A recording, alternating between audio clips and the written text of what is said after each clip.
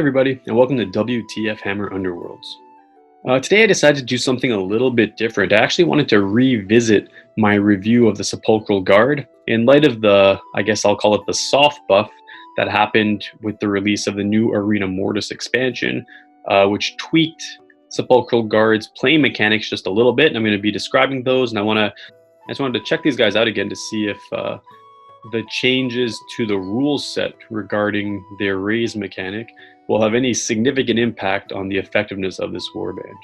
So just before I get started, I just want to let you know that I've linked the Sepulchral Guard review video that I made a few months ago in the description below. But I'm just going to give you guys a bit of a summary of that. Although, of course, if you want more details as to how I came to the conclusions that I'm going to be showing you right now, you're welcome to go watch that video. Basically, Sepulchral Guard have a good combination of movement, special attack options, and power cards, making them versatile. However, they do have a difficult Inspire mechanic. Reviving costs them actions to do so, so it's unlikely that they're going to get maximum use of all units. I've never played a single game with or against Sepulchral Guard where I've seen every single unit get raised and inspired. They also have a heavy reliance on their leader, who is the one responsible for raising units when they get taken out of action. So this leader, the Sepulchral Warden, has very poor defense, which means this warband can be crippled quite easily with a well-timed strike against the Sepulchral Warden.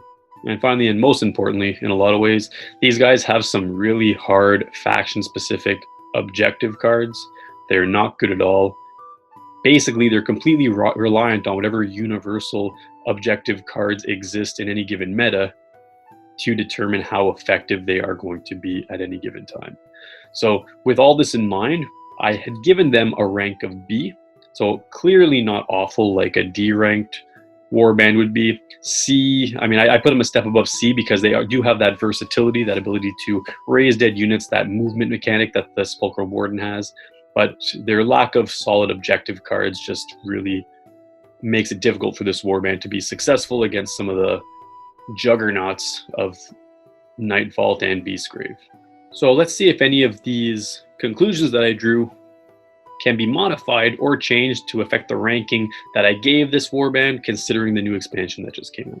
So these are the two new cards that pertain to the Sepulchral Guard. We have the Warden, whose special ability has been modified in such a way that now when he raises skeletons from the dead, they actually get raise counters on them, which I'll be returning to describe a little bit later. And similarly, the Restless Dead card, which brings back a dead skeleton back to life, also causes them to get a raise counter. So in other words, when skeletons get raised from the dead, they get raise counters. But what's interesting though is that these raise counters are actually able to synergize with these new universal cards, which kind of makes it like a hunter keyword in a sense. So some warbands have the hunter keyword, which means that their fighter cards can naturally synergize with universal cards that just are optimized for units that have the hunter keyword. And in a similar way, you know, although this isn't the hunter keyword, it's similar. So now there are cards that exist that benefit those warbands that have raise counters, or we put raise counters on their units. So it's kind of cool. It just gives them that extra keyword to make them a bit more functional and versatile. So let's see how large an impact some of these new universal cards could have on the Sepulchral Guard. Let's see if it modifies them a little bit to make them a bit more competitive. So there's a total of 4 new ploys, universal ploys, and universal upgrades that have been released that revolve around that raise counter mechanic. We're just going to look at them one at a time. We have Bitter Memories. As a reaction, you roll 2 attack dice. If you roll 1 or more hammer smash symbol, you choose a friendly fighter with 1 or more raise counters, and that chosen fighter makes 1 attack action. So decent card. It gives you a potential out of turn attack action, obviously depending on the dice rolls, but it's based on smash, so you have 2 dice with 33% chance each. I mean, it's definitely not a guaranteed attack, but it's not terrible odds. I decided to rank this as a B. Certainly not a card that you would guaranteedly want to include in your deck, but could be interesting if the odds play in your favor. Next is Invigorating Return. As a reaction, play this after you place a raise counter on a friendly fighter's fighter card. So basically, as you bring a fighter back to the battlefield, you can then push that fighter up to 2 hexes. So kind of interesting. You summon a fighter and then you can push them 2 hexes. Allows you to overcome some of the movement struggles that Sepulchral Guard has with their only 2 movement. So similarly, I'm giving this a B. I'd give it an A because 2 push is very strong. But because it's conditional on when that unit gets returned to the battlefield, it's hard for me to give it a higher ranking than this. Next up is Revel in Death, another reaction. Place this after you place a raise counter on a friendly fighter's fighter card. So once again, once you return a fighter to the battlefield, you can play this card. Roll 2 magic dice. If you roll 1 or more channel, you gain a glory point. So you have 2 dice, each with a 50% chance. If any of them are successful, you get a glory point. I mean, pretty solid. Free glory point with pretty high odds of being successful. I'm giving it a B as well because, there's obviously no guarantee that this will give you a glory point. I don't know if it's an auto include in anybody's deck, but it's definitely pretty nice. And finally, as far as ploys are concerned, there's another reaction called Strength from Death. Play this after you place a raise counter on a friendly fighter's fighter card. So once again, once you bring a fighter back into action, that fighter's range 1 or 2 attack action has cleave and ensnare, and it persists until that fighter is taken out of action or until they make an attack action. So basically just gives them a very high likelihood of landing their next attack. I'm giving this a B, and I would give it an A if not for, once again, the conditional aspect of that fighter needing to be returned to the battlefield. I can imagine a situation where you have your champion in a good area to strike, and you draw this card, and you can't use it to increase his odds of attacking until he gets taken out of action and then gets brought back into action. So because of that, I can't justify a higher ranking than a B. Next, we have the upgrades, starting with Ambusher. As a reaction, after you place a raise counter on this fighter's fighter card, you can remove this fighter from the battlefield and place them in any empty hex, and then you discard this upgrade. And also as a reaction, before a friendly fighter would be taken out of action, if this card is in your hand, give this upgrade to that fighter. This does not cost you a glory point. So I think this is a very nice card. In other words, when you have a fighter who gets taken out of action, you immediately equip Ambusher on them. Then once you bring them back into the battlefield and they get that raise counter, you can immediately place them on any starting hex instead of just a starting hex in your territory, which is great for Sepulchral Guard considering their low movement. Gives them a Skaven-like summoning mechanic with regard to units that were taken out of action. So very good. I would say a must include in Sepulchral Guard deck. Next is Grave Siren. Similar that it gets auto-equipped when the unit gets taken out of action. And then once the fighter gets returned to the battlefield and gets that raise counter, you can push an enemy fighter 1 hex. So it's kind of like a circumstantial distraction card that's used as an upgrade. I'm giving it a B because distraction is just better. Next is Hungry for Vengeance. If this fighter has 1 or more raise counters on their fighter card, you add 1 dice to their fighter's range 1 and range 2 attack actions. And similarly, it's auto-equipped when they're taken out of action.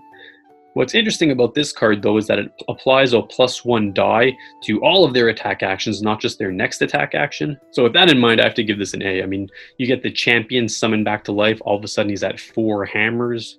Or even your harvester having 4 swords with scything. This is just a great card. And finally, we have Arena Mortis. As a reaction, after you place a raise counter on this fighter card, deal 1 damage to each adjacent enemy fighter. So basically, if you tactically summon one of your skeletons who has this card already equipped, it's not an auto-equip, and you summon them next to an enemy fighter or numerous enemy fighters, they each take a damage. I'm going to give this an A as well because, with proper planning, this could be a really efficient way to just pour damage onto enemies, make them concerned to even try to take your fighter out of action, knowing that you're going to be popping your fighter back in and possibly hurting them. Makes them constantly think about where they're going to position their fighters, so this is a very solid card. So these new cards, which are basically, at least for the time being until they rotate out, are unique to the Sepulchral Guard. They're pretty much faction-specific cards, except they're universal. They provide a potential out-of-turn attack, they provide a potential opportunity to gain a glory point, and they provide conditional push mechanics, teleport mechanics, improved accuracy, and damage-causing effects. So we can see these new cards as they apply to the Sepulchral Guard with their new raise counter mechanic.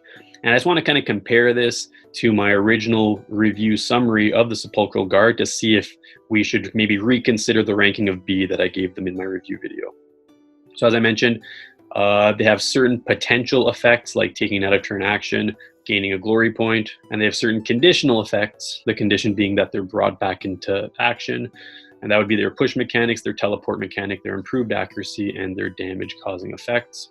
So I'd say with regard to my first point, them having the Sepulchral Guard having a good combination of movement, special attack options, and power cards, making them versatile.